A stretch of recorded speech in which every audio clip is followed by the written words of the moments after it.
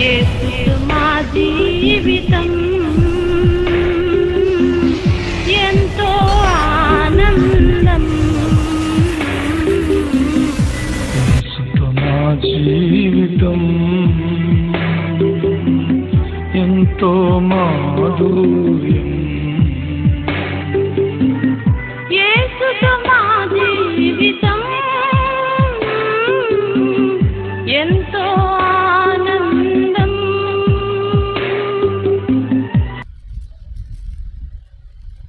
కొన్నిసార్లు మన శరీరంలో కొన్ని బలహీనతలు ఏర్పడతాయి. అదేమంత పెద్ద భయంకరమైందని అనుకోవద్దు. ఎందుకంటే మనం దేవుని చేతిలో ఉన్నాం. ఎవరి చేతిలో ఉన్నాం? మనం ఏమనుకుంటామంటే నాకు ఇలా వచ్చింది, ఇంకా నెక్స్ట్ ఏంటో, ఆ నెక్స్ట్ ఏంటో, అక్కడ అలా జరిగింది, ఇక్కడ ఇలా జరిగింది, ఇలాంటి ఆలోచనలు వచ్చేసి కొంతమంది నిద్రపోరు, కొంతమంది కంగారు పెడతారు, కంగారు పడతారు. ఇలాంటివన్నీ జరుగుతాయి. కానీ ఒకటి గుర్తు చేసుకుంటే మనకు ధైర్యం ఏంటది? మా కాపరివైనందున మాకు ధైర్యముగా ఉన్నది, మా సంపదవైనందున సమృద్ధిగా ఉన్నది, నిరీక్షణవైనందున మాకు నెమ్మదిగా ఉన్నది, మా కాపరివైనందున మాకు ధైర్యముగా ఉన్నది. హల్లెలూయా. మీ అందరి దగ్గర మన క్యాలెండర్ ఉందా లేదా? ఉందా? మీ క్యాలెండర్ మీద వాక్యమే కాదు, అక్కడ ఏముంది? ఫోన్ నెంబర్లు ఉంటాయి 2. ఆ నెంబర్లో ఒకటి 63 అనే నెంబర్, 63తో ఉన్న నెంబర్ ఏమో నా నెంబరు, 93తో ఉన్న నెంబర్ ఏమో పాస్టమ్ గారి నెంబరు. ఈ రెండిట్లో ఏ నెంబర్కైనా మీకు ఫోన్ చేయొచ్చు, మీ సమస్య చెప్పుకోవచ్చు. అంతే. దీనికి మీడియేటర్స్ అవసరం లేదు. అది మీరు గుర్తుపెట్టుకోవాలి. ఎందుకంటే మీకు అందుబాటులో ఉండడం కోసమే ఆ 2 నెంబర్లో కూడా క్యాలెండర్ మీద వేయటం జరిగింది. కాబట్టి అక్కడ ఏమి మీ కానుకలు పంపించడానికి ఫోన్పేలు అక్కడ ఏమైనా ఉన్నాయా? స్కానరో ఇలాంటివి ఏమైనా పెట్టామా? పెట్టలేదు. ఎందుకంటే సంఘానికి అందుబాటులో సేవకుడు ఉండాలి తప్ప దేవుడే ప్రతి అవసరతను మీకైనా మాకైనా ఆయనే తీరుస్తాడు. దేవునికి స్తోత్రం. హల్లెలూయా. దేవుని వాక్యాన్ని బట్టి మనం ధైర్యంగా ఉండాలి. ధైర్యం మనం కోల్పోకూడదు. పాట పాడుతున్నాము అని అంటే అది దేవుని వాక్యము బట్టి మనం ధైర్యాన్ని కలిగించేది, మనం ధైర్యపరిచేదే దేవుని యొక్క సన్నిధి. దేవునికి మహిమ కలుగును గాక. ఈ సమయంలో మనం ఒక వాక్య భాగాన్ని చదువుకుందాం. యోహాను సువార్త 2వ అధ్యాయము. యోహాను సువార్త 2వ అధ్యాయము 1వ వచనం నుంచి మనము 5వ వచనం వరకు చదువుదాం. 3వ దినమున గలిలయలోని కానా అనే ఊరిలో ఒక వివాహము జరిగెను.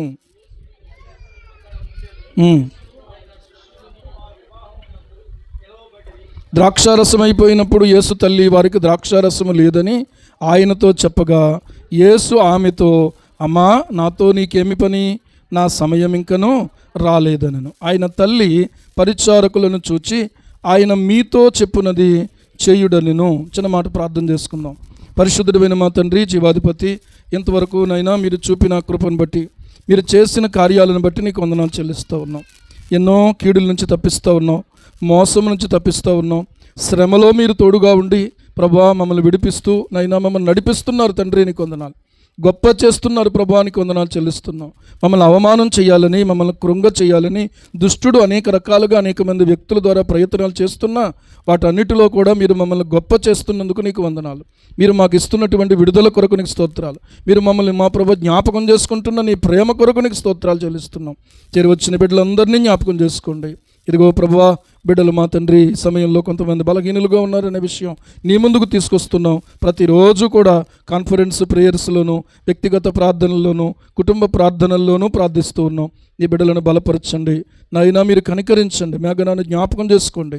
ఆ బిడ్డను మీరు సంపూర్ణ ఆరోగ్యంతో బలపరిచి మరలా మీ సన్నిధిలో నైనా కుటుంబముగా మీ సన్నిధిలోకి తీసుకురండి.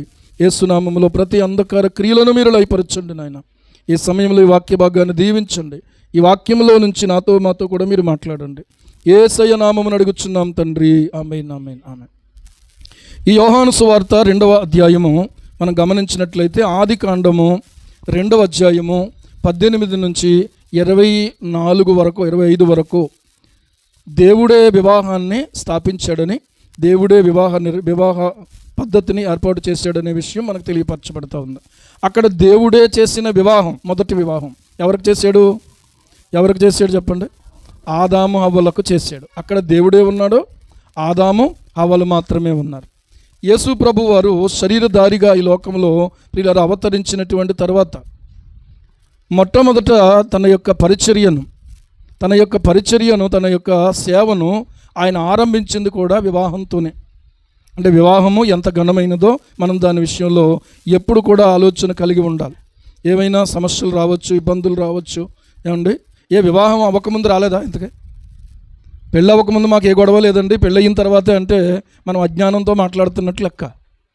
చిన్నప్పటి నుంచి పెద్ద అయ్యే వరకు, వివాహం వయసు వరకు ఏ విధమైన ఇబ్బందులు రాలేదా? మనకే వస్తే మనిషే ఇబ్బందులతో ప్రయాణం చేస్తున్నాడు. దేవునికి స్తోత్రం. మనల్ని ఎంతో ఇబ్బంది పడి తల్లి కంటదే తండ్రి పెంచుతాడు. దేవునికి స్తోత్రం.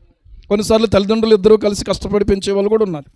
అయితే ఇక్కడ మీరు గమనించాలి ఏంటంటే, ఇప్పుడు కొత్తగా వచ్చిన సమస్య కాదు ఇది. మనము ఈ లోకంలో ఉన్నంత కాలంలో ప్రియులారా కష్టం ఉంటుంది, సుఖము ఉంటుంది. అర్థమవుతుందా? అప్పుడు ఒక రకమైన కష్టం, ఇప్పుడు ఒక రకమైన కష్టం. అప్పుడు ఒక రకమైన శ్రమ, ఇప్పుడు ఒక రకమైన శ్రమ. అప్పుడు ఒకళ్ళమే ఉన్నాం, కానీ ఇప్పుడు ఇద్దరు ఉన్నాం కాబట్టి నీ వల్లే అనుకోవడానికి అవకాశం ఉంది. అర్థమవుతుందో? ఒకరినొకరు నిందించుకోవడానికి అవకాశం ఉంది. అప్పుడు ఇంకెవరు లేరు, మనకు మనమే పడాలి, మనకు మనమే భరించాలి. కనుక ఇలాంటి యొక్క పరిస్థితిని మనం ఆలోచించుకుంటే మంచిది. ఎప్పుడూ సమస్యలు వస్తూ ఉంటాయి, కానీ ఈ సమస్యలో మనకు దేవుడు తోడుగా ఉంటే ఆ సమస్యను మనం సులువుగానే దాటగలుగుతాం. హల్లెలూయా. అర్థమవుతుందా? సరే, ఇక్కడ గమనించండి. 3వ దినమున యేసుక్రీస్తు ప్రభువారు బాప్తిసం పొంది నీళ్లలో నుంచి బయటికి రాగా ఒడ్డుకు వచ్చి ఆయన ప్రార్థన చేస్తున్నప్పుడు ఆయన మీద పరిశుద్ధాత్మ పావురాకారము వలె దిగడం జరిగింది. దిగినటువంటి తర్వాత బాప్తిసం ఇచ్చి యోహానుకు అర్థమయ్యింది, ఈయనే దేవుని కుమారుడు అనేటువంటి విషయం. ఈయనే దేవుని కుమారుడు అనేటువంటి ఆ విషయాన్ని తెలుసుకుని బాప్తిసం ఇచ్చి యోహాను సాక్ష్యం ఇవ్వడం మొదలుపెట్టాడు. అలా సాక్ష్యం ఇవ్వగానే అంతవరకు యోహాను శిష్యులుగా ఉన్న వాళ్ళు 2 యేసు ప్రభువును వెంబడించారు. దేవునికి స్తోత్రం.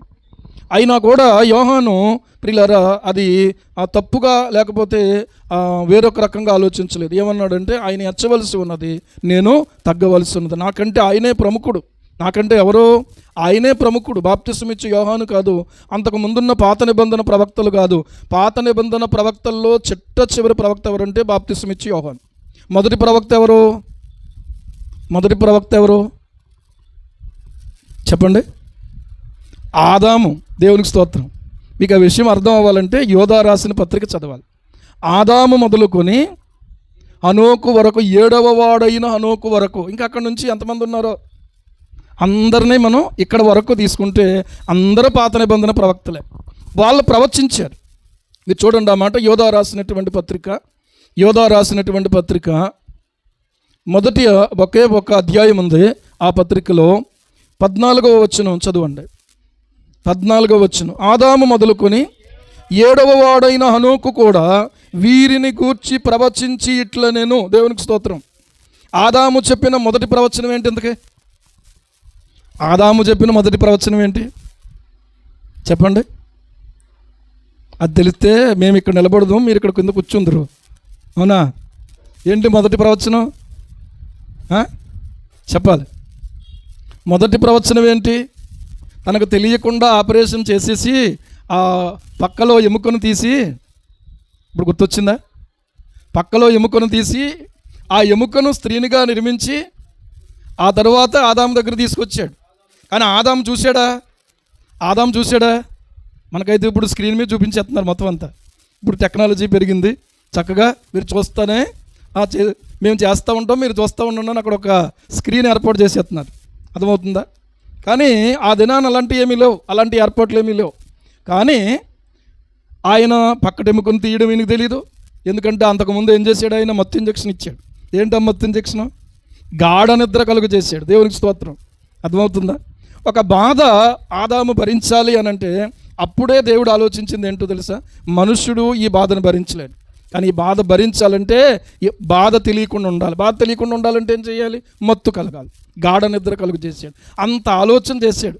ఇదిగో ఆదాము ఇలారా, ఒకసారి నువ్వు ఇలా పడుకో, ఆ తర్వాత నేను కోస్తాను అంటే ఆదాం అంటే కోస్తావా ప్రభువా అని అక్కడ నుంచి ఏమైపోతాడు? పారిపోతాడు. ఆయన దగ్గర నుంచి ఎవరు పారిపోలేమనుకోండి కదా. నీ సన్నిధి నుంచి నేను ఎక్కడికి పారిపోతున్నా అంటాడు. ఎక్కడ పారిపోలేవు.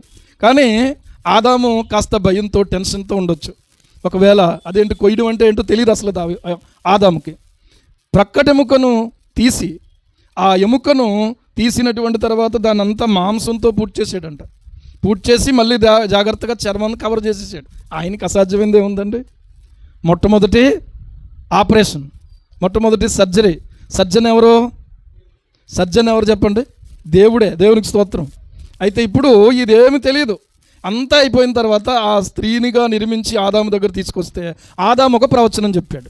ఇప్పుడు చెప్పండి ఏంటి? నా మాంసములో మాంసము, నా ఎముకలో ఎముక నరుని నుండి తీయబడింది గనక ఈమె నారి అనబడును అన్నాడు. చూసారా ఎలా చెప్పాడు? ప్రవక్తగా ప్రవచించాడు. దేవునికి స్తోత్రం కలుగును గాక. హల్లెలూయా. ఈరోజు మనం ఆలోచిస్తే కనుక అక్కడి నుంచి ప్రారంభిస్తే 7వ వాడు హనోకు అయితే ఆ తర్వాత ఇంకెవరున్నారు? నోవహు.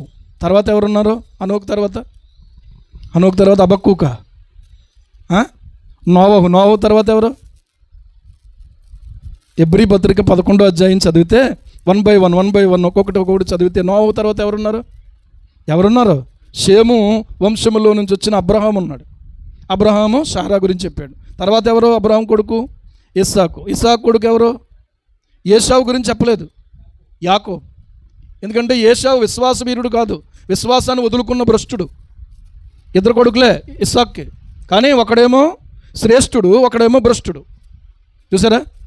అందరూ ఒకలాంటి వాళ్ళు ఉండరు కొన్ని సందర్భాల్లో. అయితే ఆ తర్వాత యాకోబులో నుంచి యోసేపు తర్వాత ఇశ్రాయేలీలు, తర్వాత మోషే. తర్వాత ఇశ్రాయేల్ ముందా మోషే ముందా?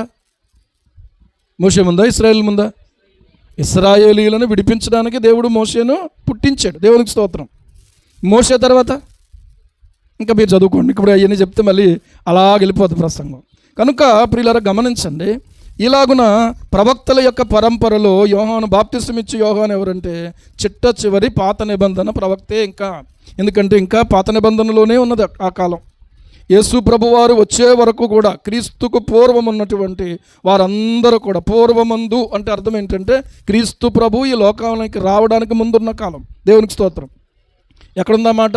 హెబ్రీ పత్రిక 1వ అధ్యాయం 1వ వచనం నుంచి చదివితే మీకు ఆ మాట దొరుకుతుంది. పూర్వకాలమందు నానా విధములుగా నానా సమయములో యందు ఏమండి దేవుడు ఆది నుండి ప్రవక్తల నోట ఆయన ప్రవచించాడు, పలికించాడు. దేవునికి స్తోత్రం. ఆ ప్రవక్తల నోట చెప్పబడినటువంటి ఆ మాటలే ప్రవచనాలు. అలాగా గమనించండి. సరే, ఇప్పుడు బాప్తిసం ఇచ్చి యోహాను యేసు ప్రభు గురించి ప్రవచించాడు. యేసు ప్రభువును గురించి ముందుగా మార్గాన్ని సరళం చేయటానికి వచ్చాడు. కనుక తన డ్యూటీ ఏంటంటే యేసయ్యకు ముందు నడవడమే. ముందు వచ్చాడు, యేసయ్యను చూపించడానికి వచ్చాడు. యేసయ్యకు ప్రోటోకాల్ ఎవరంటే బాప్తిసం ఇచ్చు యోహాను. దేవునికి స్తోత్రం. అర్థమవుతుందా? సరే, ఇప్పుడు ప్రియులారా యేసుక్రీస్తు ప్రభు వారి పరిచర్య ప్రారంభమైంది.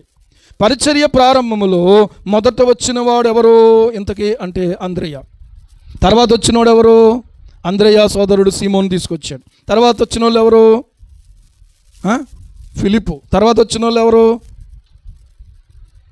అందుకనే వాక్యం బాగా చదవండి. అర్థమవుతుందా? మమ్మల్ని చూడడం కాదు, నన్ను చూడడం కాదు. గమనించండి, వాక్యాన్ని చదవండి, వాక్యాన్ని రాసుకోండి, వాక్యాన్ని నోట్ చేసుకోండి, మళ్ళీ తిరిగి అధ్యయనం చేయండి. దేవునికి స్తోత్రం. మీరు మా వైపు కాదు చూడాల్సింది, లేఖనాలలోకి చూడాలి. లేకపోతే దారి తప్పిపోతారు, లేకపోతే భక్తి జీవితం చల్లారిపోద్ది, లేకపోతే విశ్వాసం నుంచి తొలగిపోయే ప్రమాదం ఉంది. ఈ రోజుల్లో ప్రియులారా చెప్పిన దానికి తలవపడం కాదు, వాక్యాన్ని చూసుకోండి. దేవునికి స్తోత్రం. వాక్యమే ముఖ్యం, ఇక్కడ వ్యక్తి ముఖ్యం కాదు. వాక్యమే ఈ రోజున మనం చూడాల్సింది, వాక్యమే మనం అనుసరించాల్సింది. ఇందాక పిల్లలు పాట పాడారు కదా, నీ వాక్యమే నన్ను బ్రతికించెను, బాధలలో నెమ్మదినిచ్చెను. ఏమిచ్చెను? ఏదిచ్చెను? వాక్యం ఇచ్చాను. ఏమిచ్చాను? నెమ్మదినిచ్చాను.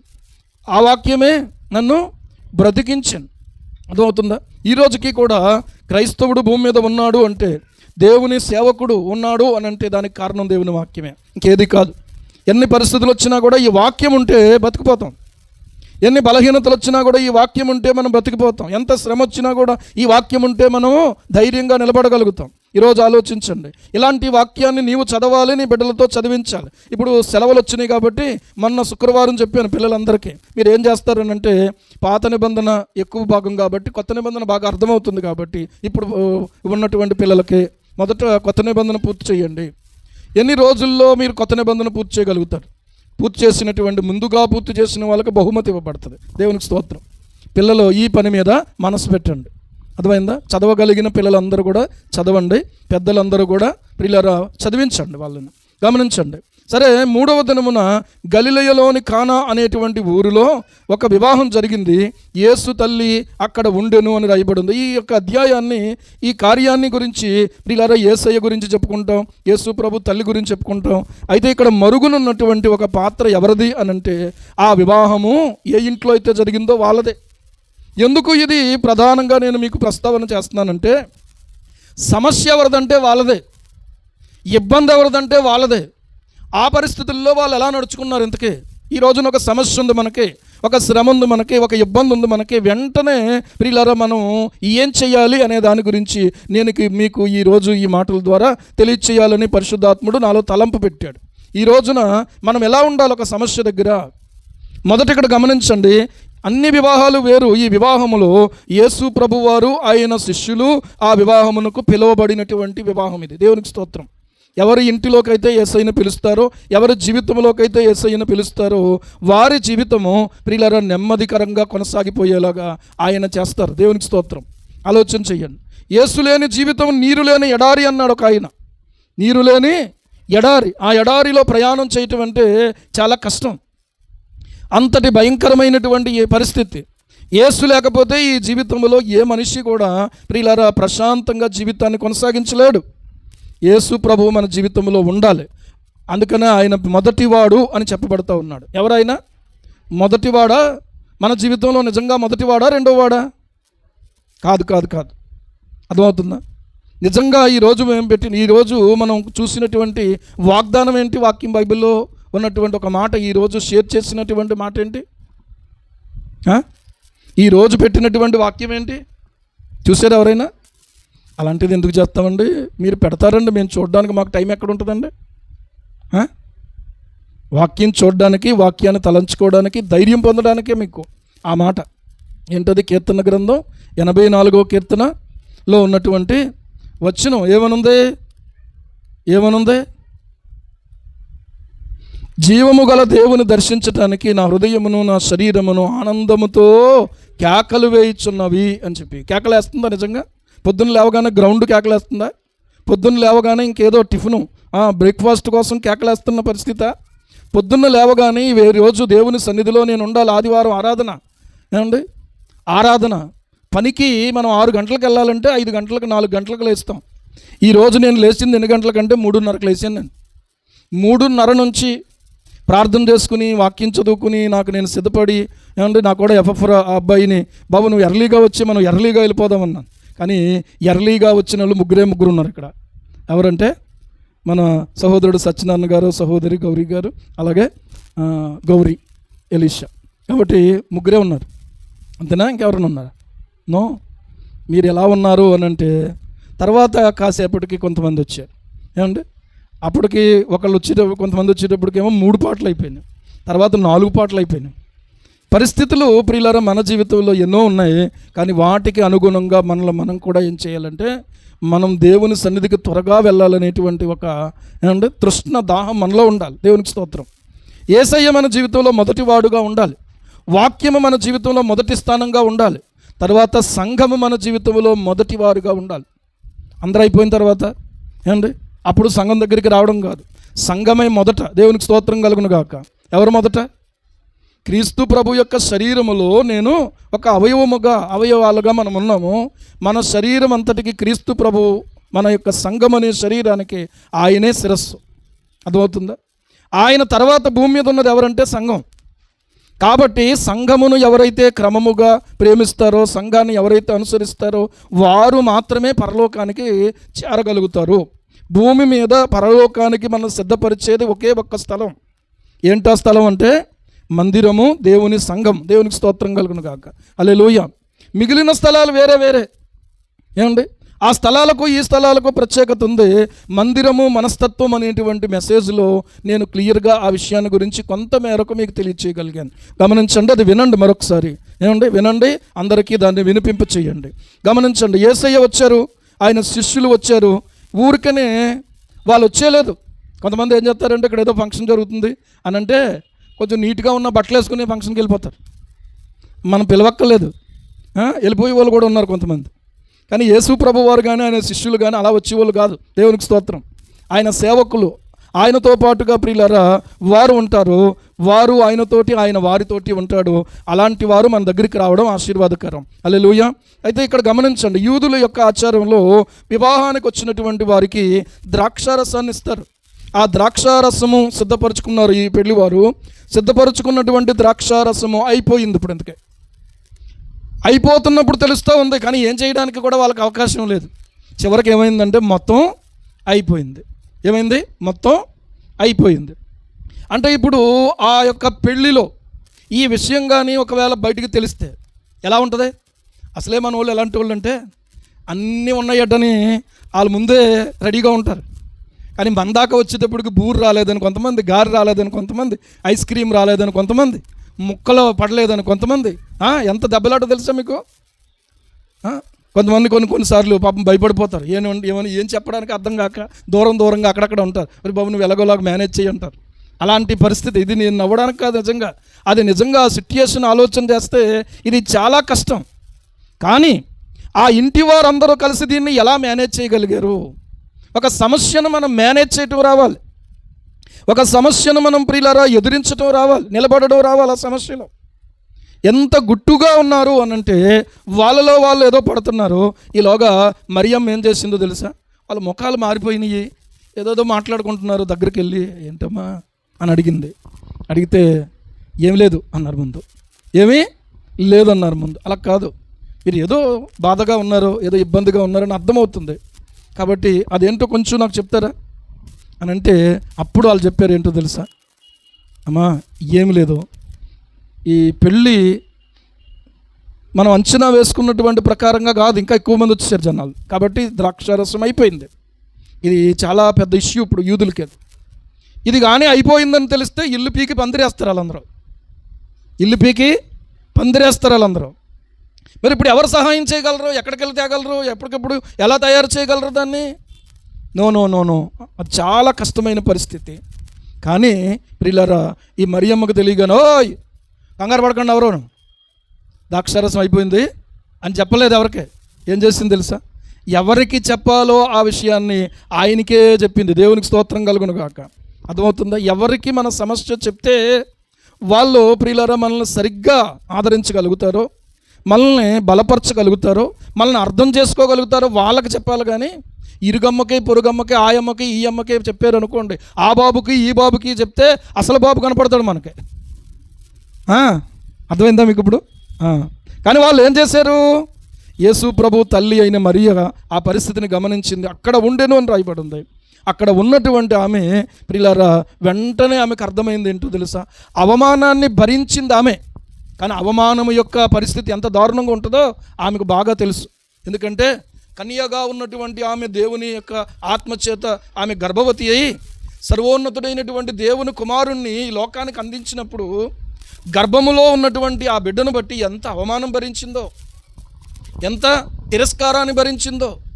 ఆ అవమానమంతా భరించినటువంటి ఆమెకు తెలుసు అవమానం యొక్క స్థితి ఎంత తీవ్రంగా ఉంటుందో.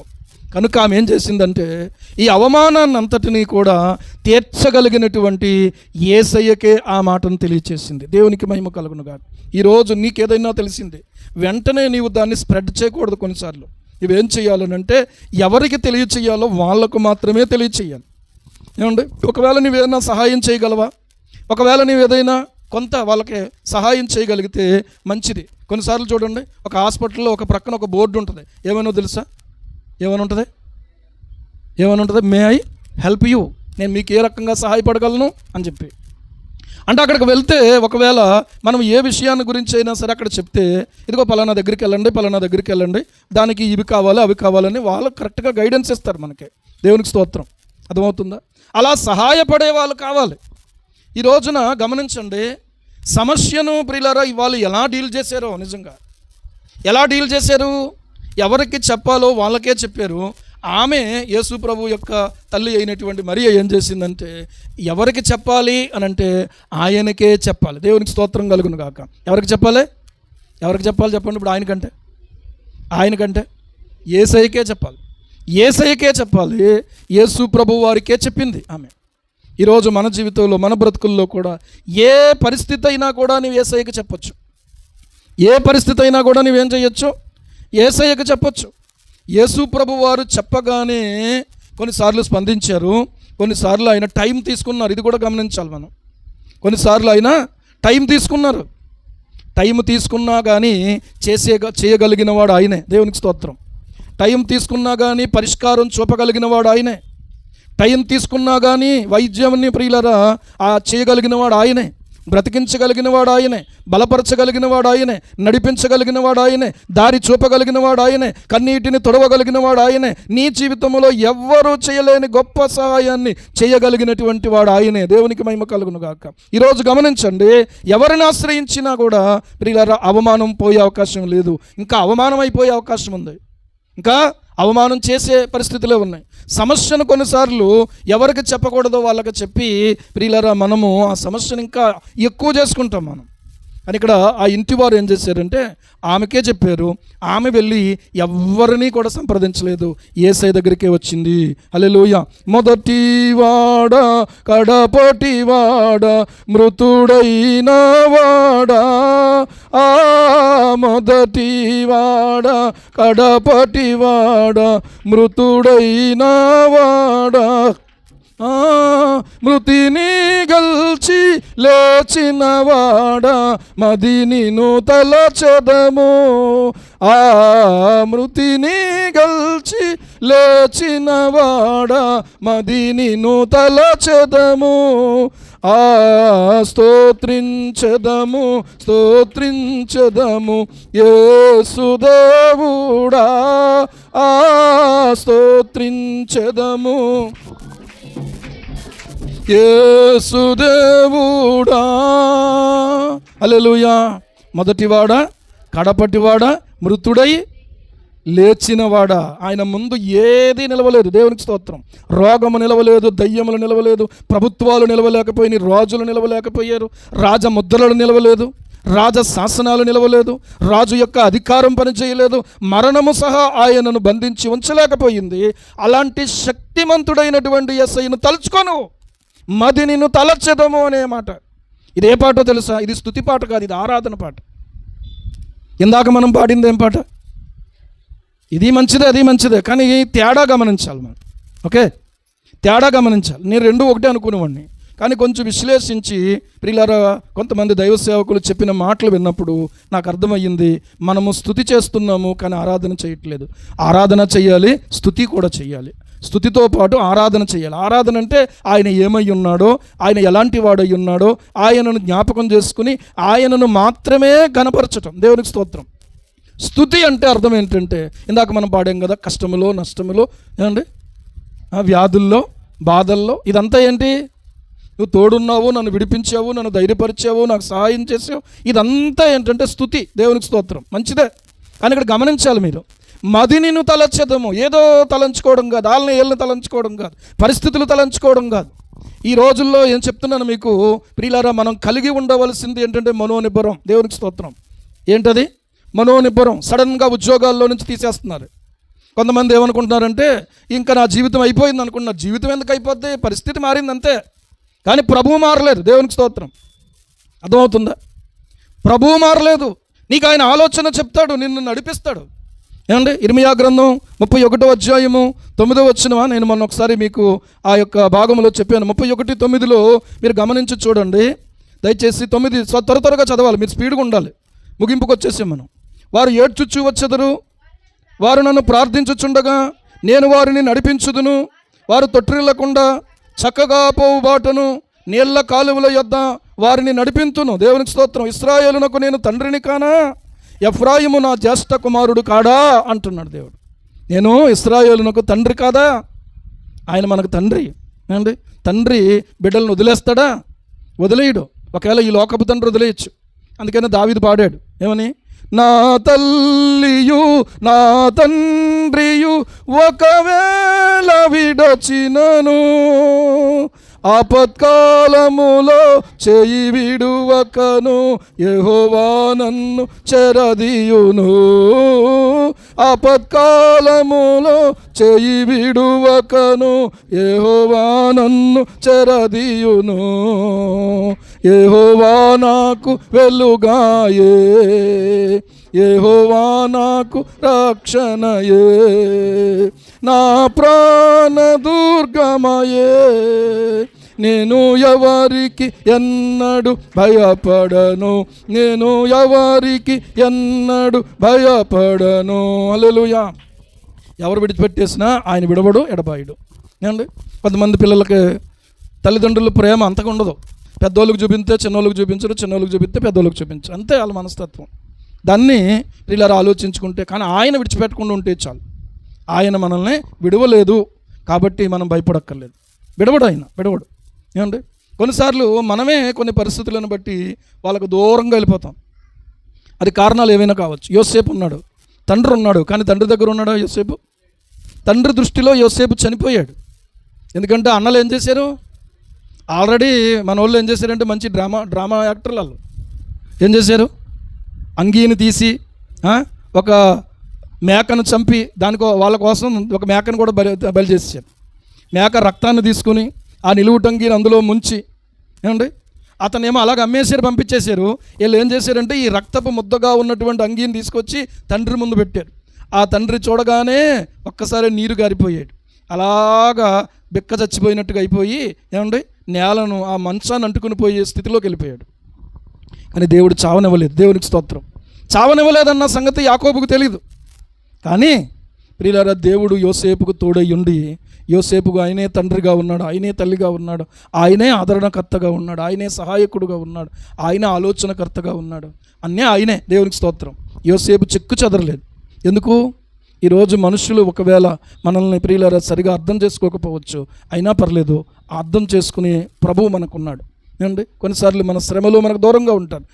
యోబు అంటాడు, అతను కలిగినటువంటి శ్రమలో ఉన్నట, ఏమండి, అందరూ దూరంగా ఉన్నారట. నా నెలవరులు కేవలము వారు నాకు అన్యులైపోయారు అంటాడు. ఏమైపోయారు? నెలవరులు ఎవరో? నెలవరులు అంటే చుట్టాలు, బంధువులు. అర్థమైందా? ఆయన అంతా బాగున్నప్పుడు, ఏమండి, ఆ గాడిదలు, ఎద్దులు, తర్వాత విస్తారమైన ఆస్తున్నప్పుడు అందరూ వచ్చి తినిపోయి ఉంటారు నాకు తెలిసి. కానీ అన్నీ పోయిన తర్వాత, ఏమంటే శరీరం మీదకి వ్యాధి వచ్చిన తర్వాత, అరే ఒకప్పుడు మనం వాళ్ళ ఇంటికి వెళ్తే మనకు దారి చూపించాడే, ఒకప్పుడు మనం ఆయన ఇంటికి వెళ్తే మనల్ని అంతా ఆదరించాడే, నీకు లేదా నేను చూసుకుంటా, నా దగ్గర ఉండన్నాడే, నా పక్షంగా నిలబడ్డాడే, నాకు సహాయం చేసాడే, నాకు న్యాయం తీర్చాడే. మనుషులు నా మీద లేచినప్పుడు ఆయన నిలబడకపోతే నా పరిస్థితి ఏమై ఉండేది? ఏం గుర్తుకురావండి కొంతమందికి. అలా అన్యులు అయిపోయారంట. వాళ్ళు ఇతను ఎవరో అతని వాళ్ళకి తెలియదు అన్నట్టుగా వాళ్ళ దూరం నుండి చూసి అలాగెళ్ళిపోతున్నారట. ఏమండి? అలాగే ఉంటుంది ఈ సమాజం, అలాగే ఉంటుంది ఈ లోకం.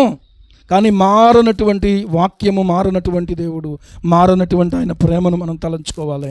ఆలోచించుకుందాం ప్రియులారా, ఆలోచించుకుందాం. యేసు ప్రభు వారికి ఈ విషయం చెప్పగానే వెంటనే ఆయన ఒక మాట అన్నాడు, నా సమయం ఇంకా రాలేదన్నాడు. ఏమండి? నా సమయం ఇంకా రాలేదన్నాడు. ఇక్కడ ఆలోచించండి. ఒక్కొక్కరు వంతు ఒకటి ఉంటుంది. ఏముంటుంది? ఒక్కొక్కరి యొక్క వంతు ఒకటి ఉంటుంది. ఆ వంతు నీ దాకా వచ్చే వరకు కూడా నువ్వేం చేస్తావంటే వెయిట్ చేస్తావు. కొన్ని చోట్ల చేస్తావా, చేయవా? ఇప్పుడు సపోజ్ మీ సేవకి వెళ్ళామనుకున్నాం, అందరికీ సేవ చేస్తారు కానీ మీ సేవ అన్నారు. మొదట దాన్ని ఈ సేవ అన్నారు, తర్వాత మీ సేవ అన్నారు.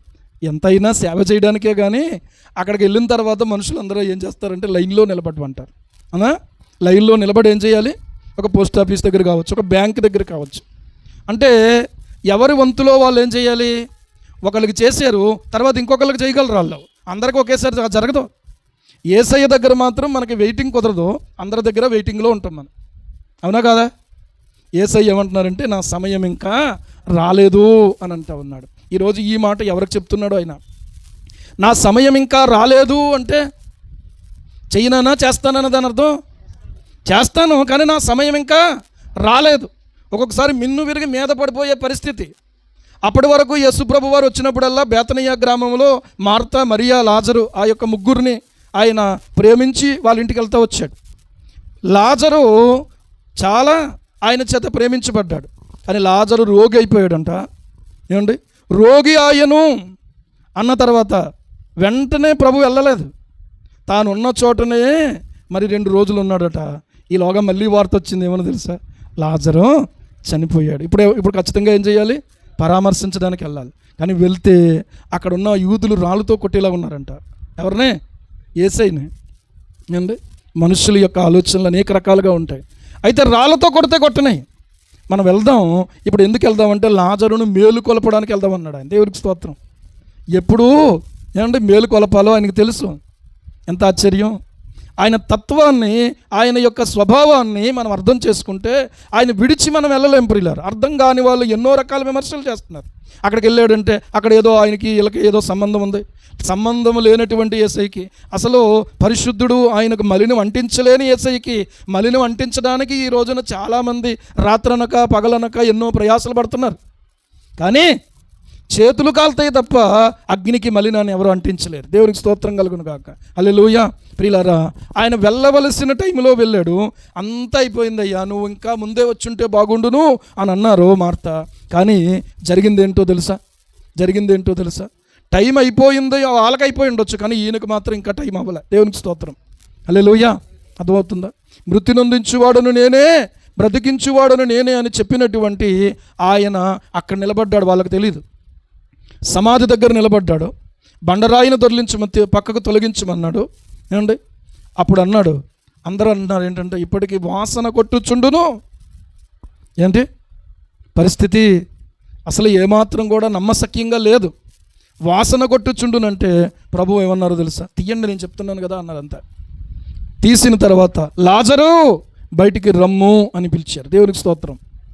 లాజరు బయటికి రమ్ము అని పిలిచారు. ఏమండి, ఒక మాట అడుగుతాను. యేసుక్రీస్తు ప్రభు వారు ఆ బండరాయి అలాగే ఉండగా లాజరును పిలిస్తే బయటికి రాలేడా? అప్పుడు ఏం జరగాలో తెలుసా? లాజరుకు మహిమ శరీరం ఇవ్వాలి. అది కూడా చేయగలడు. కానీ మహిమ శరీరం ఇప్పుడే లాజరుకి ఇవ్వడం ఆయనకి ఇష్టం కాదు.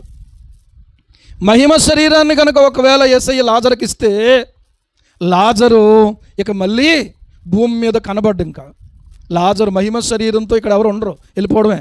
ఏమండి, కానీ లాజరును మరికొంతకాలం ఆయనతో పాటుగా ఉండడానికి, ఆయనతో పాటుగా సాక్ష్యం కోసం ఉంచుకోవడానికి ఆయన ఏం చేశాడో తెలుసా? యథారీతిగా బండరాయిని తొలగించమన్నాడు. ఆ బండరాయిని తొలగించగానే లాజరు బయటికి రమ్మన్నాడు. ప్రతిదానికి కోడిగుడ్డుకు ఏకలు తీసేవాళ్ళు మనోళ్ళు. అర్థమవుతుందా? నేను చెప్తున్నాను. అలాగైనా లేపగలడు ఆయన, అలాగైనా విడిపించగలడు ఆయన. ఏమండి, పాత నిబంధనలో ఏలియా అనేటువంటి భక్తుణ్ణి సజీవముగా, ఎలాగా సజీవముగా పరలోకానికి ఆరోహణం చేయించలేదా ఆయన? అగ్ని రథాలు, అగ్ని గుర్రాలు వచ్చి ఏలియాను పరలోకానికి తీసుకుని వెళ్ళిపోయినాయి. దేవునికి స్తోత్రం కలుగును కాదు. హల్లెలూయా. ఏమండి, విమర్శించాలనంటే విమర్శించవచ్చు, నమ్మాలంటే నమ్మొచ్చు. నమ్మేవాడికి దేవుని వాక్యం అర్థమవుతుంది, విమర్శించేవాడికి వాక్యం అర్థం కాదు. కళ్ళు తెరవబడాలి. దేవునికి స్తోత్రం. అర్థమవుతుందా? లాజరును లేపగలిగిన వాడే ఆయన. సమాధి చేసేసిన తర్వాత కూడా ఆ బండరాయి అలా ఉండగా కూడా లేపొచ్చు. కానీ లేపితే ఆయన ఏం చేయాలి తెలుసా? లాజరుకు మహిమ శరీరం ఇవ్వాలి. లాజరుతో ఇంకా పనుంది. దేవునికి స్తోత్రం. లాజరుతో ఇంకా పనుంది. ఈ రోజుకి ఎన్నోసార్లు చావుకు దగ్గరగా వెళ్ళిపోయిన మనము ప్రియులారా ఈ రోజుకి ఇంకా బ్రతికున్నామంటే నీతో నాతో ఇంకా పనుంది. దేవునికి స్తోత్రం కలుగును గాక. హల్లెలూయా. నీతో నాతో ఇంకా పనుంది. ఇంకా పని చేయించుకోవడానికే దేవుడు నిన్ను బ్రతికించాడు. కానీ విడ్డూరం ఏంటంటే మనం అనుకుంటాం అప్పుడే వెళ్ళిపోయి ఉండాల్సింది అని చెప్పి. నేను అనుకున్నాను మొన్న ఆ బాత్రూంలో నుంచి బయటకు వస్తూ ఇదే బాత్రూంలో నా జీవితం అయిపోవాలి కదా అనుకున్నాను. నిజమే అది. కానీ అయిపోకుండా బయటికి తీసుకొని వచ్చాడు. ఎలా వచ్చానో నాకు ఇప్పటికీ కూడా తెలియదు. అర్థమవుతుందా? పేతురుకు తెలివచ్చినట్టు తెలివచ్చింది అంతే నాకు. దేవునికి స్తోత్రం. హల్లెలూయా. ఆలోచించండి, ఎందుకు ఆయన ఇంకా ఉంచాడు? ఏమండి, ఎందుకు ఆయన ఇంకా ఉంచాడు? ఆయన మనస్సుతో ఆయన యొక్క శక్తిని ఎరిగి ప్రియులారా ఆయనను మనం ఆరాధించడం నేర్చుకుంటే ప్రతీదీ కూడా మనకు ఏమవుతుందో తెలుసా? ప్రతి చిక్కుముడి విడిపోద్ది, లేదా ప్రతిదీ చిక్కుగానే ఉంటుంది. ఆలోచించండి. ఏమండి, లేపగలడు ఆయన, కానీ అలా చేయడు. ఆయన క్రమముగా చేస్తాడు, క్రమముగానే ఆయన జరిగిస్తాడు. ఎందుకంటే యోహాను సువార్త 12వ అధ్యాయంలో మనం చూస్తే ప్రియులారా యేసు ప్రభు వారితో కూడా ఏమండి లాజరు ఉండడం మనం చూస్తాం. 12వ అధ్యాయం మొదటి వచనం చూడండి. 12వ అధ్యాయం మొదటి వచనం. కాబట్టి యేసు తన మృతుల్లో నుండి లేపిన లాజరు ఉన్న బేతనీయకు పస్కా పండుగకు 6 దినములు ముందుగా వచ్చెను. అక్కడ వారు ఆయనకు విందు చేసిరి. దేవునికి స్తోత్రం కలుగును గాక. మీరు చూడండి, యేసు తాను మృతులలో నుండి లేపిన లాజరు ఉన్న బేతనీయకు వచ్చెను. తర్వాత మీరు చూస్తే మరొక వచనం కనపడుతుంది. 9వ వచనం చూడండి.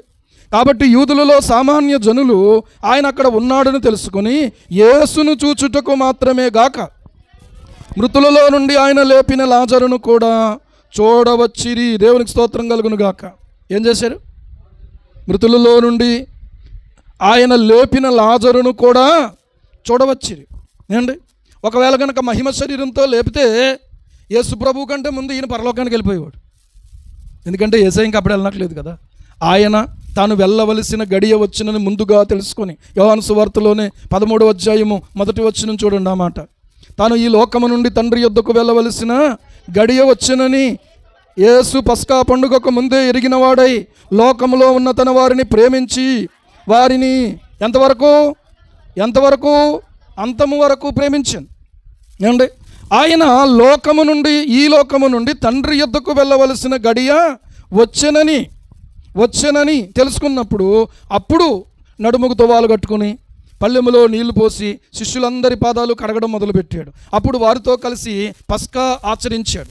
ఎలాగ ఆచరించాడంటే రొట్టెతోనూ ద్రాక్షారసంతో మొట్టమొదటిగా ప్రభు ఆచరించాడు. అంతకుముందు ఇశ్రాయేలీయులు ఎలాగ ఆచరించేవారు? మోషే కాలము నుంచి కూడా ఎలాగ ఆచరించేవారు అంటే ఒక గొర్రెను లేకపోతే ఒక మేకపిల్లను వధించి ఏమండి ఆ రక్తాన్ని ద్వారబంధాలకు పూసి ఆ తర్వాత ఆ మాంసాన్ని వారు భుజించేవారు. అర్థమవుతుందా? అది అక్కడ ఉన్నటువంటిది పద్ధతి. కానీ ఇక్కడికి వచ్చేటప్పటికి యేసయ్య ఎందుకంటే ఇది మీ కొరకు చిందించబడుతున్న నా రక్తం అన్నాడు. దేవునికి స్తోత్రం. ఇది మీ కొరకు విరువబడుతున్న నా శరీరం అన్నాడు. ఇప్పుడు ఏం చేశాడు ఆయన? పస్కా పశువుతో పోల్చుకున్నాడు. ఇశ్రాయేలీయులు ప్రియులారా ఆనాడు పస్కాను చేశారు. ఈ రోజున నీ మీద నుంచి నా మీద నుంచి మరణం దాటిపోవాలంటే, దేవుని ఉగ్రత దాటిపోవాలంటే, దేవుని యొక్క కరుణకు మనం పాత్రులుగా చేయబడాలనంటే యేసుక్రీస్తు ప్రభు వధించబడాలి. యేసుక్రీస్తు ప్రభు సిలువ వేయబడాలి. యేసుక్రీస్తు ప్రభు హింసించబడాలి. యేసుక్రీస్తు ప్రభు మన కొరకు తను అందుకే అప్పగించుకున్నాడు. దేవునికి స్తోత్రం. ఇన్ని తెలిసినటువంటి ఆయన్ని కూడా ఈ లోకము ద్వేషిస్తూ ఉంది. ఈ లోకం ఆయన్నే కాదు మనల్ని కూడా ద్వేషిస్తూ ఉంది. మీకు అర్థమవుతుందా? ద్వేషించినా పర్లేదు. ఏమండి, ఇది మన మేలు కోసమే. దేవునికి మహిమ కలుగును గాక. గమనించండి, ఇక్కడ ఉన్నటువంటి విషయం గమనిస్తే ఎప్పుడు ఏది చేయాలో తెలిసినోడు మన దేవుడు. దేవునికి స్తోత్రం. మనం ప్రార్థన చేసి ఏమండి మనం ఆరాధించే ప్రభు, మనం ఆశ్రయించిన ప్రభు ఎప్పుడు ఏది చేయాలో ఆయనకు తెలుసు. కొన్నిసార్లు మనం అనుకుంటాం, అయ్యో దేవుడు ఇలా చేస్తే బాగుండే, దేవుడు ఇలా చేస్తే బాగుండే అనుకుంటాం. అప్పుడు నాకు అనిపిస్తుంది వెంటనే, అవును దేవుడికే మనం తెలివితేటలో నేర్పే మనకెక్కువ ఆయనకెక్కువ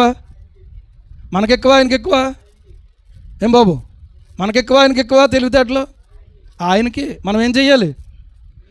జ్ఞానమునకు ఆయనే మితియులని వాడని దేవునికి స్తోత్రము గానము చేయుటయే మంచిది.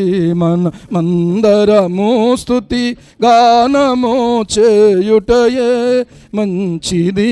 తెలుసుకుంటే స్తుతించాలి. మనం ఏం చేయాలి? జ్ఞానమునకు ఆయనే మితి లేనివాడు. ఇది ఎలా చేయొచ్చు కదా, అది అలా చేయొచ్చు కదా. ఏమండి, ఆయన్ని నాకు పెళ్లి చేయొచ్చు కదా. ఆయన తెలీదా? నీకు ఎవరితో చేశాడో ఆ పెళ్లితో సంతృప్తి చెందు. దేవునికి స్తోత్రం. ఆ పెళ్లి నీ జీవితాంతం వరకు దేవునికి మహిమ కలుగును కాక. అర్థమవుతుందా? ఎప్పటి వరకు? జీవితాంతం వరకు. వాళ్ళతో చేస్తే సమస్యలు రావనుకోకండి, ఇంకా ఎక్కువ వస్తాయి. కాబట్టి ఎక్కడితో ఆగిపోండి. దేవునికి స్తోత్రం. వెనక్కి వచ్చేయండి. అర్థమవుతుందా? ఏం చేయండి? వెనక్కి వచ్చేయండి. ప్రభువా నేను కొంచెం ముందుకెళ్ళిపోయినట్టున్నాను. ఏంటి? వాళ్ళతో అయితే బాగుండు పెళ్ళి, ఆ ఇంట్లో పుడితే బాగుండు. కొంతమంది పిల్లలు అనుకుంటారు ఆ ఇంట్లో పుడితే బాగుండు. వాళ్ళ అమ్మ నాన్న కారు మీద తీసుకొచ్చి ఆయన దింపుతున్నారు. వీళ్ళ నాన్నేమో సైకిల్ మీద తీసుకెళ్తున్నాడు. సైకిల్ మీద తీసుకెళ్ళి కుర్రోడు కారు మీద దిగుతున్న కుర్రోడును చూసి వాళ్ళ అమ్మ నాన్న మళ్ళీ దింపిన తర్వాత వీడు బాయ్ అంటున్నాడు. వీడికేమనిపిందంటే మా నాన్న సైకిల్ మీద తీసుకొస్తున్నాడు, వాళ్ళ నాన్న కారు మీద తీసుకొస్తున్నాడు. అంటే కారు మీద తీసుకొచ్చడం గొప్ప, సైకిల్ మీద తీసుకురావడం బాగా అంటే ఏంటిది? బాగా దాన్ని ఏమంటారు? ఇన్సల్టా? నామోష కాదే. వాళ్ళ నాన్న కారు మీద తీసుకొచ్చినా వీళ్ళ నాన్న సైకిల్ మీద తీసుకొచ్చినా ఒకే ఉద్దేశం. ఏంటది ఆ ఉద్దేశం?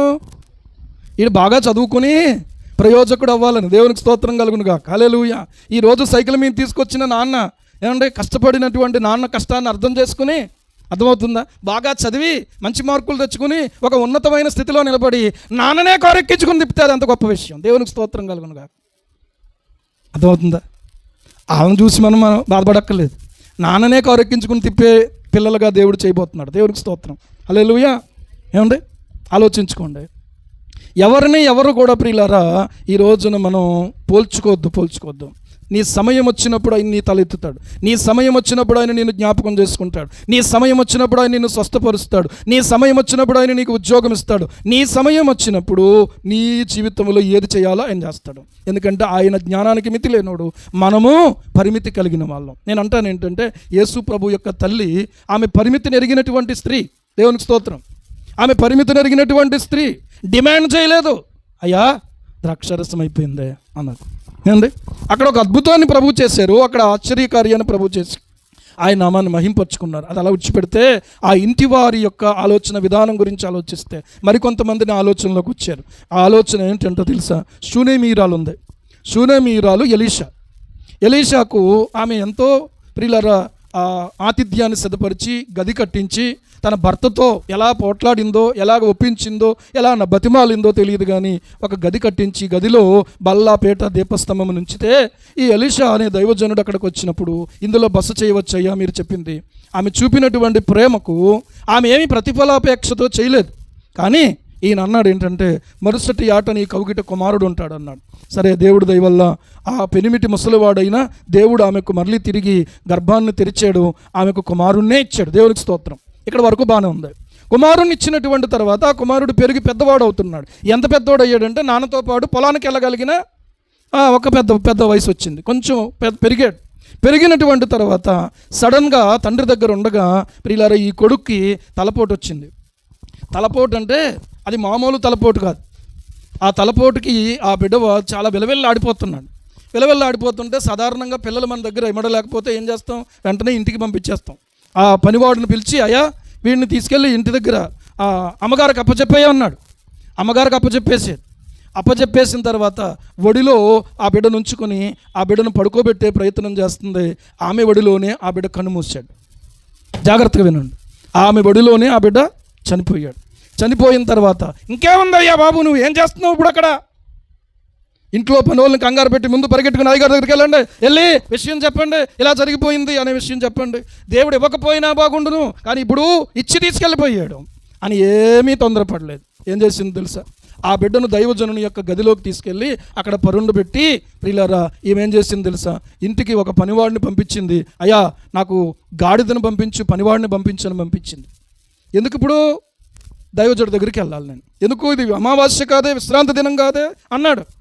లేదు నేను వెళ్ళాలి, నేను పోవటం మంచిది అందంతే. ఇంకేముంది అయ్యా బాబు, అయిపోయింది ఇదంతా, ఇంకేముంది, ఇప్పుడు ఎందుకు అంటున్నావేంటి? ఇప్పుడు కాకపోతే ఇంకెప్పుడు? చాలా గుట్టు. దేవునికి స్తోత్రం కలుగును గాక. ఎంత మనోనిబ్బరం ఆలోచించండి. వచ్చేసింది. ఆ పనివాడిని అంటుంది, అయ్యా నువ్వు శీఘ్రముగా తోలు గాడిదకు గంత కట్టించి తోలుతూ చివరికి కర్మెలు పర్వతం దగ్గర ఉన్నటువంటి దైవజనుడి దగ్గరకు వచ్చింది. దూరము నుండి దైవజనుడు చూశాడు. చూడగానే ఎదుర్కొని వెళ్ళి గ్యాహజీని పంపించాడు. ఒకసారి ఆమె దగ్గర పరిగెత్తుకుని వెళ్ళు, నువ్వు లేట్ చేయొద్దు, త్వరగా వెళ్ళి అడుగు ఒక మాట. ఏంటో తెలుసా? నీవు, నీ పెనిమిటి, నీ బిడ్డ సుఖంగా ఉన్నారా అని అడగమన్నాడు. అలా చూస్తున్నారేటి? 2వ రాజుల గ్రంథం 4వ అధ్యాయం తీయండిలోగా. అక్కడ ఏం జరుగుతుంది అనంటే, సుఖంగా ఉన్నారా అనంటే అంత కష్టము, అంత శ్రమ, అంత గాయముతో ఉండి ఏమంటుందో తెలుసా? సుఖంగానే ఉన్నామంట. ఎలాగున్నారా? సుఖంగా ఉన్నారా? చెప్పండి. సుఖంగా ఉన్నారా అంటే సుఖంగానే ఉన్నామంటుంది. ఎలాంటి తల్లి నిజంగా ఆలోచిస్తే? సరే, ఆమె దగ్గరకు వచ్చింది. దైవజనుడి యొక్క పాదాల దగ్గర ప్రియులారా కూర్చుంది. తన బాధ చెప్తా ఉంది. ఈయనకి అర్థం కాలేదు, ఎంతో బాధగా ఉంది. ఈ గేహజీ అన్నాడు, అమ్మా ఆయన దగ్గరికి రాకూడదమ్మా, నువ్వు చెప్పు నీకు బాధ ఏంటో, నీ సమస్య ఏంటో చెప్పు, నేను వెళ్ళి చెప్తాను. లేదు ఆమెను తొందర పెట్టొద్దు, ఆమె బాధగా ఉంది, ఆ బాధ ఏంటో నాకు ఎంతో మరుగు చేశాడు దేవుడు అని చెప్పి ఎలీషా అన్నాడు ప్రియులారా. కానీ ఇక్కడ నేను చెప్పబోయే మాట ఏంటంటే, అంత బాధలో ఆమె చేసిన పని ఏంటంటే దైవజనుడి దగ్గరికే పరిగెత్తుకుని రావడం. అక్కడ జరిగిన విషయం ఏంటో తెలుసా? దైవజనుడు ఆమె యొక్క విజ్ఞప్తి మేరకు తిరిగి వచ్చాడు. వచ్చి తన గదిలో పరుండబెట్టబడినటువంటి ఆ కుమారుని కొరకు ప్రార్థన చేశాడు. ఆ కుమారుని మీద చాచుకున్నాడు. దేవుని జీవం ఆ కుమారుల్లోనికి రానిమ్మని ప్రార్థన చేశాడు. దేవుడు మరలా ఆ కుమారుడికి జీవాన్ని ఇచ్చాడు. చప్పట్లు కొట్టి దేవుని స్తుతించండి. హల్లెలూయా, హల్లెలూయా. ఇది కట్టుకథ కాదు, ఇది పెట్టకథ కాదు, ఇది చరిత్ర. ఇది కల్పించి రాయబడింది కాదు, ఇది చరిత్ర. దీన్ని మనం చదివి ప్రియులారా ఎంత మనోనిబ్బరం ఉండాలో మనం అర్థం చేసుకోవాలి. దేవుడు ఆమె యొక్క వేదనను వినోదంగా మార్చేశాడు. దేవునికి స్తోత్రం. ఎలా మార్చేశాడు? వినోదంగా మార్చేశాడు. ఈ 2వ రాజుల గ్రంథంలో నాకు తెలియదు దేవుడు ఎందుకో 4వ అధ్యాయంలో 2 వ్యక్తులను పెట్టాడు. మనం 4వ అధ్యాయం 8 నుంచి చూస్తేనేమో సునేమీరాల గురించి, మొదటి వచనంలో చూస్తే ప్రవక్తల శిష్యులలో ఒకని భార్య గురించి ఉంది. ఈయన ప్రవక్త, ఆయన భార్య వీళ్ళకి 2 కుమారులు ఉన్నారు. అప్పులు చేసి ఆయన భక్తి కలవాడే కానీ అప్పులైపోయి చనిపోయాడు. అప్పులైపోయి చనిపోతే అప్పులు వాళ్ళు వచ్చారు. ఆ దినాల్లో ఉన్న పద్ధతి ఏంటంటే అప్పు తీర్చకపోతే పిల్లల్ని తీసుకెళ్ళిపోయి పాలేరులుగా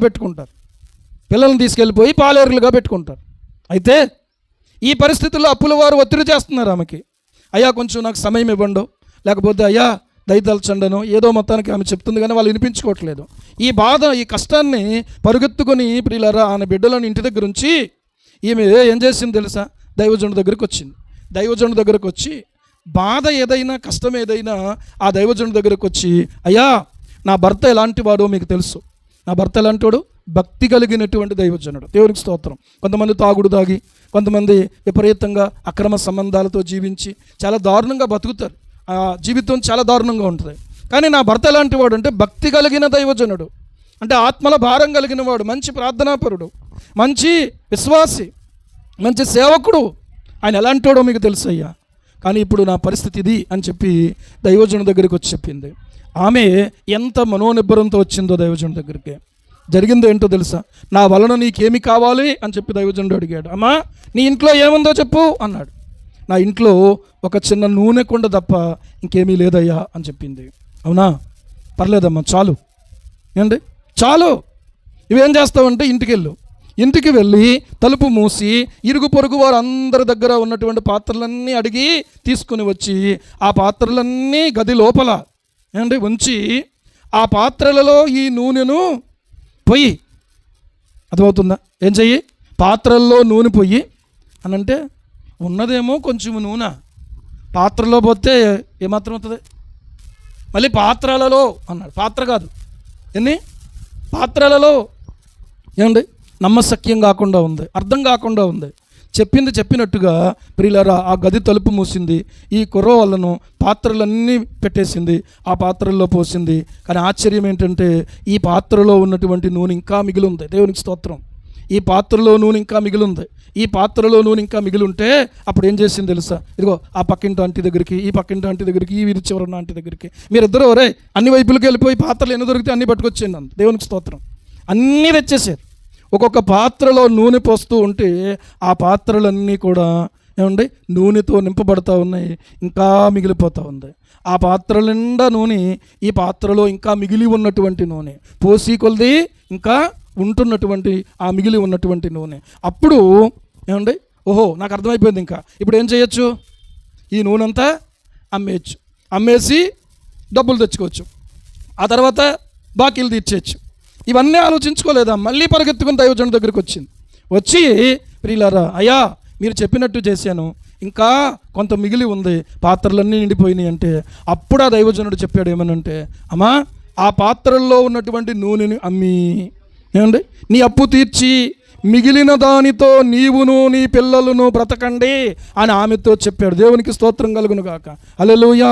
ఈ రోజున గమనించండి, 2 స్త్రీల గురించి బైబిల్లో ఇదే అధ్యాయంలో 2 స్త్రీల గురించే రాయబడింది. ఇంచుమించుగా ప్రియులారా 37 వచనాల వరకు కూడా, 1 నుంచి 7 వచనాలు ఒక స్త్రీ, ఒక ఇల్లు, 8 నుంచి 37 వరకు మరొక ఇల్లు, నీ జీవితంలో ఏ పరిస్థితి ఉన్నా కూడా నువ్వు మనోనిబ్బరంతో ఉండాలి. ఎవరితో చెప్పాలో వాళ్ళతోనే చెప్పాలి. ఎవరు పడితే వాళ్ళతో చెప్పి నీవు అల్లరి చేసుకోకూడదు. మెలకువ కలిగి ప్రార్థించాలి. తలుపు మూసి అన్న దగ్గర నేను ఒక మాట చెప్తాను. తలుపు మూసి దేవుని బిడ్డలు ఏం చేయాలో తెలుసా? తలుపు మూసి ఏం చేయాలంటే ప్రార్థన చేయాలి. దేవునికి స్తోత్రం. ఏం చేయాలి? మత్తయి సువార్త 6వ అధ్యాయం మనం చూసినట్లయితే, మత్తయి సువార్త 6వ అధ్యాయంలో రాయబడి ఉందా, నీ గదిలోనికి వెళ్ళి తలుపు వేసి రహస్యమందున్న నీ తండ్రికి ప్రార్థన చేయుము. ఏమండి? అప్పుడు రహస్యమందు చూచు నీ తండ్రి నీకు ప్రతిఫలం ఇచ్చును. దేవునికి స్తోత్రం కలుగును గాక. ఈ రోజున పాపానికి కూడా తలుపులు మోస్తూ ఉన్నారు. నేను ఒక మాట చెప్తున్నాను, పాపము తలుపులు మూసి జరిగించిన పాపము నిన్ను తరిమి పట్టుకునే ఒక రోజు ఖచ్చితంగా, నీ జీవితాన్ని బట్టబయలు చేసే ఒక రోజు ఖచ్చితంగా ఉంటుంది. కానీ రహస్యంగా నువ్వు ప్రభువును వెతికినటువంటి రోజుకి బహిరంగంగా నా దేవుడు నీ తలపైకెత్తే రోజు కూడా ఒక రోజు ఉంటుంది. హల్లెలూయా, హల్లెలూయా. ఏది క్షేమమో ఏది మేలో ఆలోచించుకోండి. ప్రార్థనాపూర్వకంగా ప్రభువు పాదాల దగ్గర ఏ కొరత అయినా కూడా, ఏ పరిస్థితి అయినా కూడా, ఏ శ్రమ అయినా కూడా, ఏమండి సాధారణంగా మనుషులకు ఇలాంటి పరిస్థితులే కదా వస్తాయి. ఇంకా వేరే ఏమన్నా వస్తాయా? ఇలాంటి పరిస్థితుల దగ్గరే కదా ఈ రోజున అవమానం అవుతున్నాం. ఇలాంటి పరిస్థితుల దగ్గరే కదా ఈ రోజున తలదించుకునే పరిస్థితుల్లోకి వెళ్తూ ఉన్నారు. తల ఎత్తబడిందా దించబడిందా చెప్పండి. ప్రవక్తల శిష్యుల అలో ఒకని భార్య, ప్రవక్త యొక్క భార్య అనుకోండి, ప్రవక్త యొక్క భార్య యొక్క తల ఏమైంది? ఎత్తబడింది. ఆ సునేమీరాల యొక్క తల ఏమైంది? ఎత్తబడింది. ఇక్కడ కానా విందులో వివాహములో ప్రియులారా అక్కడ ఉన్నటువంటి ఆ యొక్క అవమానము నుంచి వాళ్ళు తలదించుకునే పరిస్థితి నుంచి తలెత్తుకునే పరిస్థితికి నా దేవుడు నడిపించాడు. దేవునికి మహిమ కలుగును గాక. చివరిగా ఆలోచన చేస్తే నీ కోసము నా కోసము శిరస్సు వంచి మన కోసం అప్పగించుకున్న ప్రభువు నిన్ను నన్ను తలెత్తడానికే చేశాడు ఆ పని. దేవునికి స్తోత్రం. నిన్ను విడువడు, ఆయన ఎడబాయుడు. మరణాన్ని జయించి తిరిగి లేచాడు. నీవు కూడా మరణించినా కూడా తిరిగి లేపేవాడు ఆయన.